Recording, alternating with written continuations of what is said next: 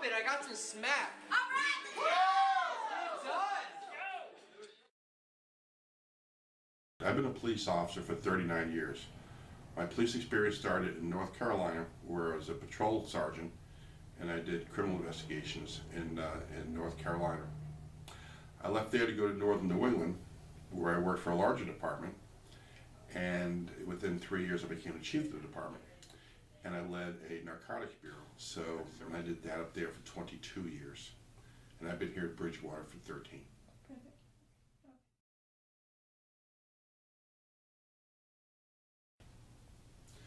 The age group of those who were involved in cocaine was generally 18 to 24. On a couple of occasions, they were in their late 30s, early 40s. But I don't believe I was ever involved in an investigation of someone who was involved in cocaine usage who was over the age of 43 or 44.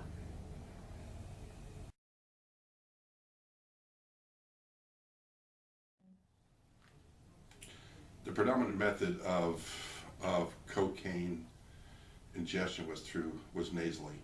They would snort it. Cocaine is such a problematic substance because it produces one of the strongest feelings of euphoria discussed in psychopharmacology to date. This is because it affects the neurotransmitters dopamine, norepinephrine, and serotonin respectively.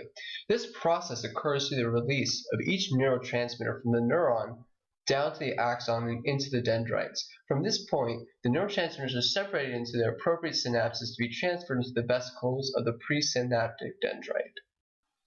Once arriving to the presynaptic dendrite, the neurotransmitter is then released and travels into the postsynaptic dendrite through the nodes.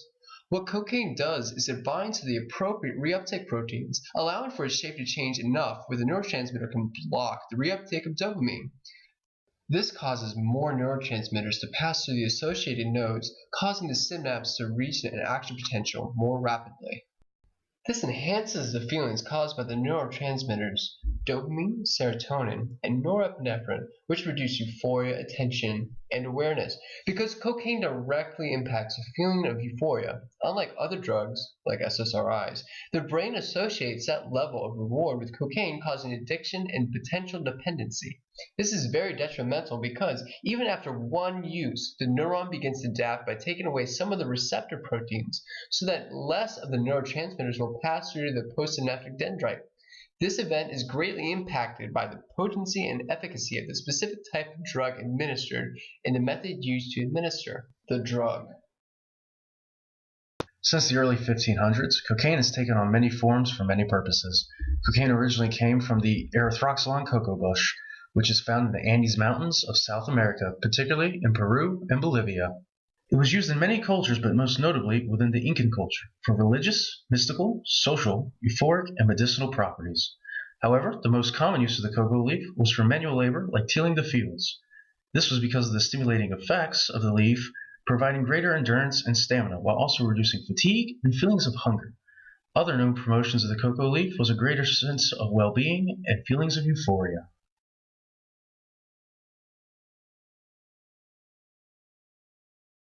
The pharmacokinetics, or the process in which the drug travels throughout the body, differs based on the style of administration.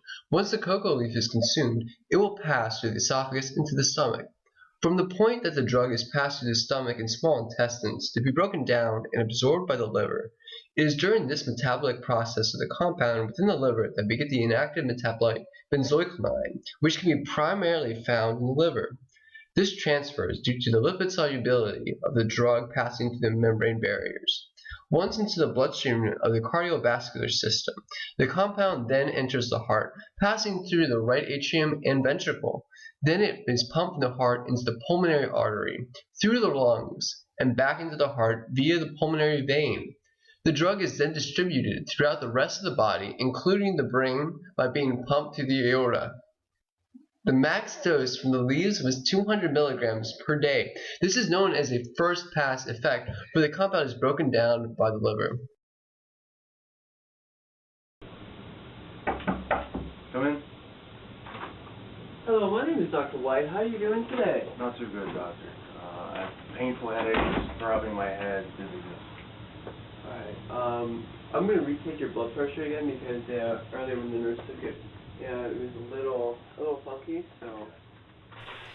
In 1860, the euphoric chemical in cocaine was isolated, allowing pharmaceutical companies to make higher concentrations of the drug in the form of cocaine hydrochloride. This form of the drug was capable of being injected intravenously or snorted. When this drug came out, the general consensus was that cocaine would not cause addiction. Thus, doctors believed the drug would be able to end morphine addiction and stop mental illnesses such as depression. The biggest advocate of this was Sigmund Freud, who used it to treat his own depression. Freud changed his position on the drug once he experienced the withdrawal symptoms. Other doctors began to research cocaine's local anesthetic properties by injecting themselves and their students, but this usually ended up in dependence on the drug.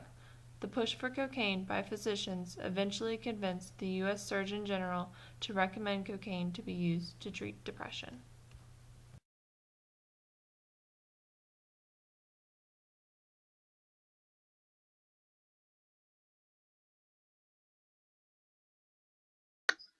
As the name suggests, an IV is injected directly into a protruding vein, allowing for the cocaine to circulate into the heart and through to the rest of the body, in much of the same way that the leaf did. The main difference between these two is that cocaine hydrochloride does not go through the GI tract or the liver at all. This means that the concentration that affects the brain is closer to the amount consumed by the body, increasing the drug's potency, as well as decreasing the time it takes for the body to feel these effects.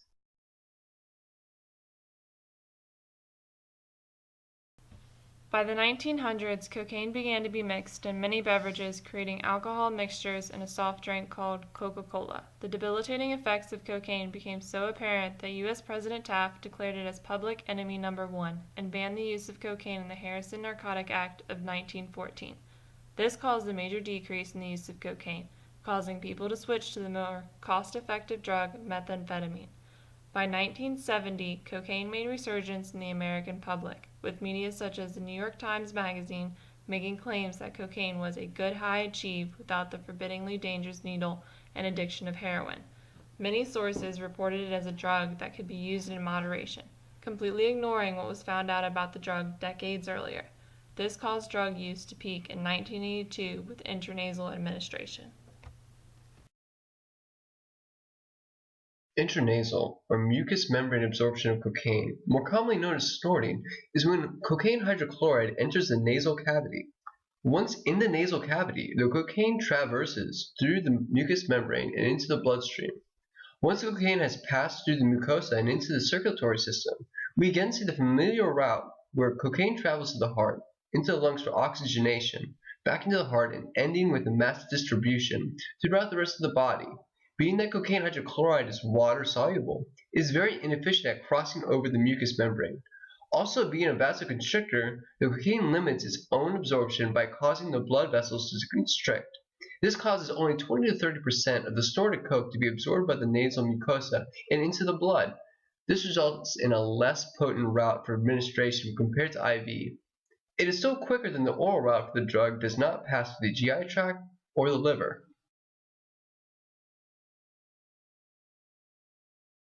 By 1985, a new form of cocaine hit the streets known as freebase or crack. This changed cocaine from a water-soluble drug to a more lipid-soluble drug through the new method of administration, inhalation, also known as smoking. This allowed for a more intense high at a significantly faster absorption rate. While the use of other methods began to decrease, the use of crack rose rapidly over the years. When crack is smoked, it goes directly into the lungs. From there, it diffuses into the capillaries and travels into the heart via the pulmonary veins.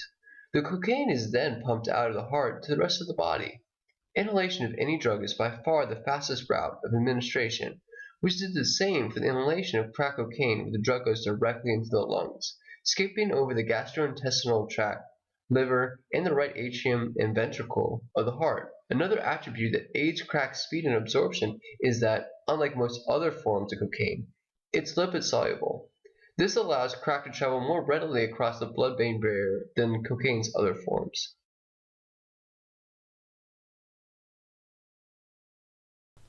Some physiological responses to low doses of cocaine vary from increased alertness, motor hyperactivity, and heart rate, as well as vasoconstriction and increased blood pressure.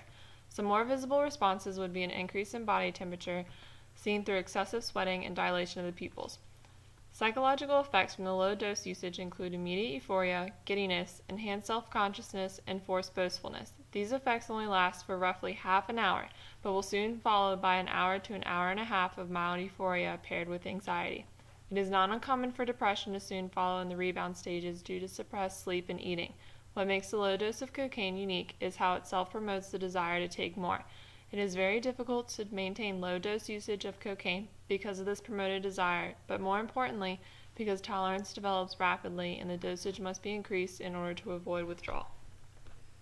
As to be expected, when the dosage increases from low to moderate, we see the effects become more intensified, and the likelihood of depression during rebound increases.